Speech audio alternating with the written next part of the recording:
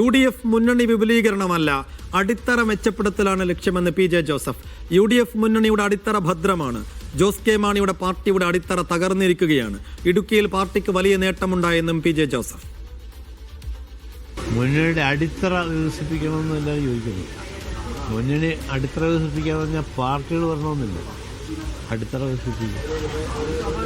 ആ വിഷയത്തിൽ ആ ബേസുള്ള അവിടെയുള്ള ഉദാഹരണത്തിന് ഇടുക്കി നിയോജകമണ്ഡലം 9 പഞ്ചായത്തും ഒരു മുനിസിപ്പാലിറ്റിയാണ്. അവിടെ എല്ലാം നമ്മൾ ഭൂരിപക്ഷമാണ്. ആളുകളെ വന്നു കഴിഞ്ഞു.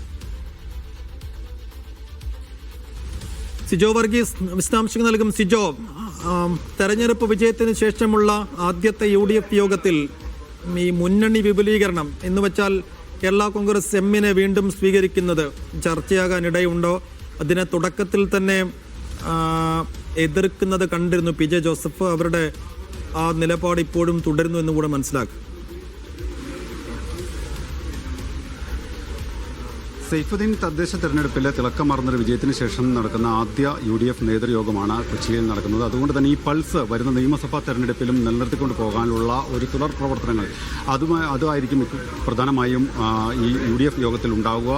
സർക്കാരിനെതിരെയുള്ള ഭരണവിരുദ്ധ വികാരം, ശബരിമലക്കുള്ള വിഷയം ഉൾപ്പെടെയുള്ള ആ ഒരു കാര്യങ്ങൾ അത് സജീവമായി നിലനിർത്തിക്കൊണ്ട് പോകുന്ന പ്രചരണ പരിപാടികൾക്ക് ഒരുപക്ഷെ തുടക്കമിട്ടേക്കും. എന്തായാലും അതിനോടൊപ്പം തന്നെ ചേർത്ത് പറയുന്ന ഒരു കാര്യമാണ് മുന്നണി വിപുലീകരണം ഉൾപ്പെടെയുള്ള വിഷയങ്ങളും ഈ UDF യോഗത്തിൽ ചർച്ചയാകും എന്നുള്ളത് തന്നെ രമേശ് ചെന്നിത്തല കാര്യം സൂചിപ്പിക്കുകയും ചെയ്തിട്ടുണ്ട്. അതായത് ഈ യോഗത്തിൽ മുന്നണി വിപുലീകരണം ഉൾപ്പെടെയുള്ള വിഷയങ്ങൾ ഉണ്ടാകും, അത് ചർച്ചയാകും എന്നുള്ള ഒരു സൂചന നൽകിയാണ് അദ്ദേഹം ഈ യോഗത്തിലേക്ക് കയറിപ്പോവുകയും ചെയ്തിരിക്കുന്നത്. പിന്നാലെയാണ് PJ ജോസഫ് ഇതുമായി ബന്ധപ്പെട്ടുള്ള ഒരു പ്രതികരണം നടത്തിയിരിക്കുന്നത്. അതായത് മുന്നണി വിപുലീകരണമല്ല, മുന്നണിയുടെ അടിത്തറ ബലപ്പെടുത്തുക എന്നതാണ് പരമപ്രധാനമായിട്ടുള്ള ഒരു കാര്യം. മുന്നണി വിപുലീകരണത്തിൻ്റെ ഒരു സാധ്യത ഇപ്പോൾ നിലവിൽ ഇല്ല എന്ന് അദ്ദേഹം പറയുകയും ചെയ്യുന്നു. അതുവഴി ജോസ് കെ മാണിയുടെ UDF പ്രവേശനത്തിന് ഒരു തടയിടുക എന്നുള്ള ഒരു ശ്രമം PJ നടത്തുന്നുണ്ട് എന്ന് വേണം നമുക്ക് പറയാൻ. കാരണം ജോസ് കെ മാണിയുടെ പാർട്ടി അതിൻ്റെ അടിത്തറ പൂർണ്ണമായും തകർന്ന ഒരു സ്ഥിതിവിശേഷമാണ്. മികച്ച പ്രകടനങ്ങളൊന്നും തന്നെ കാഴ്ചവെക്കാൻ സാധിച്ചിട്ടില്ല. പാർട്ടിയിൽ കൊഴിഞ്ഞുപോക്കുകൾ തുടരുന്നുണ്ട് എന്നുള്ള വാദങ്ങളെല്ലാം തന്നെ നേരത്തെയും PJ ജോസഫ് ഉയർത്തുകയും ചെയ്തിട്ടുണ്ട്. ഇടുക്കിയിൽ ജോസ് കെ മാണി അല്ലെങ്കിൽ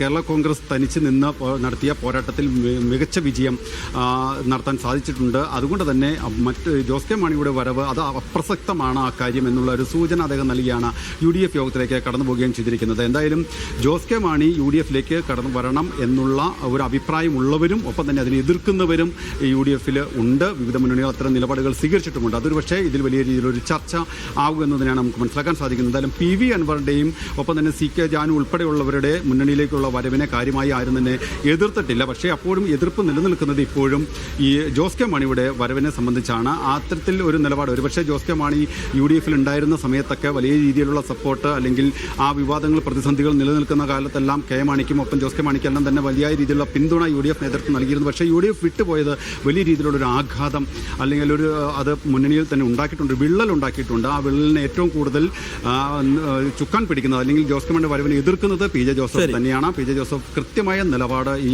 യോഗത്തിൽ പോകുന്നതിന് മുമ്പ് പറയുകയും ചെയ്തിട്ടുണ്ട്. എന്തായാലും ഈ ഉച്ചയ്ക്ക് ശേഷം ഔദ്യോഗികമായി UDF നേതൃത്വം മാധ്യമങ്ങളെ കാണുമെന്നാണ് അറിയിച്ചിരിക്കുന്നത്. അതിനുശേഷം പ്രതികരിക്കാം എന്നുള്ളതാണ് ഇപ്പോഴത്തെ ഒരു നിലപാട്. എന്തായാലും ഇക്കാര്യം ഉൾപ്പെടെ ഈ യോഗത്തിൽ ചർച്ചയാകുമെന്ന് ഉറപ്പാണ് സൈഫുദ്ദീൻ.